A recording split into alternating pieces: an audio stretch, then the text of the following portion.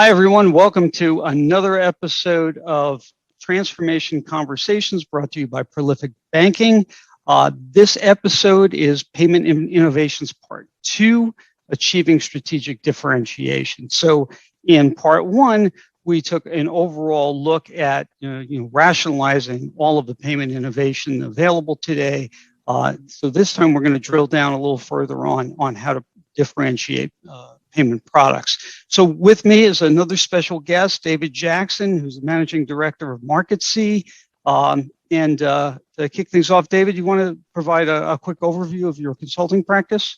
Absolutely. So I provide executive consulting advice, if you will. So payments advising for banks and large corporations, specifically with how you can take innovative solutions and use them with the traditional payments options.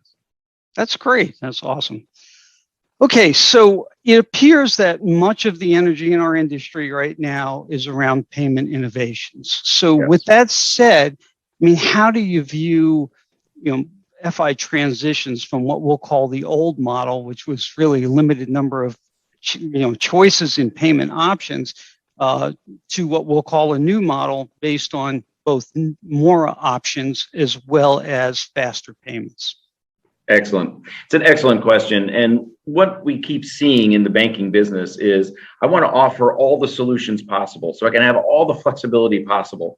It's almost that mindset of I want to give all of my clients the Legos so they can build whatever they want, but not necessarily helping guide those decisions.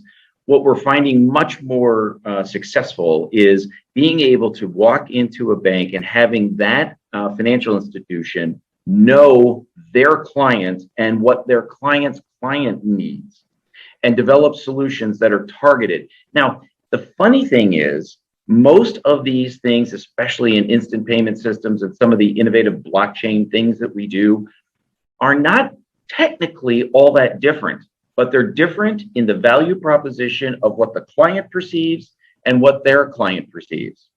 So that's what we're trying to accomplish, is being able to dovetail these things together for a continuum of choice.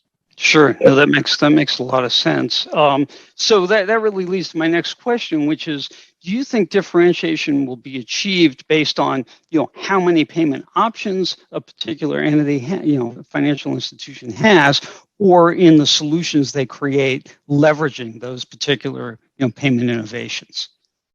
In some of the training work that I've been doing with a few of the banks I work with, I've been helping train their sales organization to be able to go out, listen, and understand, because having 100 different choices isn't necessarily the point. The point is, how do I solve the problem that's in front of my client today? Even if I'm using same-day ACH or I'm using a check or something else, as long as that solves the problem that's in front of them, that's exactly what we want to try and accomplish. So I don't think the broader set of choices is as important as having targeted solutions for those clients and what they actually need. So focusing on healthcare payments, focusing on transportation, focusing on, keep going through the industries and take those slight little variations and make them very unique to the user. Okay, so what you're saying basically is vertical solutions have a much stronger value proposition than just additional payment options.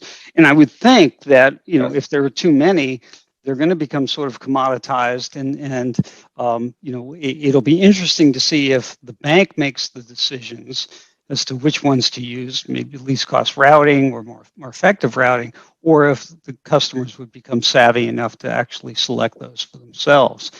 So Exactly. that said, let's transition over to, a lot of institutions are investing heavily in payment hubs as sort of the foundation for this transition from, again, what we'll call old model to new model. Do you think there's value there? Do you agree with that approach? There's value there for those folks who have the capability of managing that kind of complex integration technology. One of the big problems, though, is just try to think about this for a minute. I have payment systems historically that date sometimes hundreds of years old, like checks, that operate on a heartbeat, on a day, on a month, on a clock tick, right? When is my window closed, et cetera. And then I have instant around the clock style payment systems those things are very hard to put together because I am doing something that occurs at 4 o'clock today, but yet the rest of the things I'm doing occur all the time. So a payment hub really is not necessarily something that can help you do that. It could help you with either of those environments, and then you have to figure out that user experience and process flow that operates for both of those. And sometimes they cross over, but generally not. Yeah, and my view is that, I think there's a lot more internal, bank operational efficiencies to be gained there. Yes. One view of risk, one system to support, one set of interfaces and the like, but not so much from a customer standpoint. Right. Right. So to that end, do you think that financial institutions in general will be able to retain competitive advantage over the fintechs that are competing in the same space now, simply because they have primary access to the various payment networks? That's a great question. And what I'm finding is that with most banks, they rely too heavily on the fact that I'm the one who has the ability to do the money movement. You can paper it up and make it look cute, dear fintech, but I, at the end of the day, have to do the money movement. Well, that's not very useful. What's very useful is being able to understand why the client is buying these things, right? Why are they going to these fintechs? And then be able to either partner with them, integrate into it, or even build your own in certain circumstances. We're seeing financial institutions specialize in certain areas, saying, I want to do entertainment business and I want to specialize in the accounting system and the payment system for that. I want to do that for healthcare. I want to do that for hospitality, right? And if they start diving into those areas, they're not only managing just the movement of money, they're managing how that entity engages with the movement of money. So that user experience. Those are the ones who are going to be successful at being able to compete against the fintechs of the world, or use them to compete against everybody else and partner. Got it.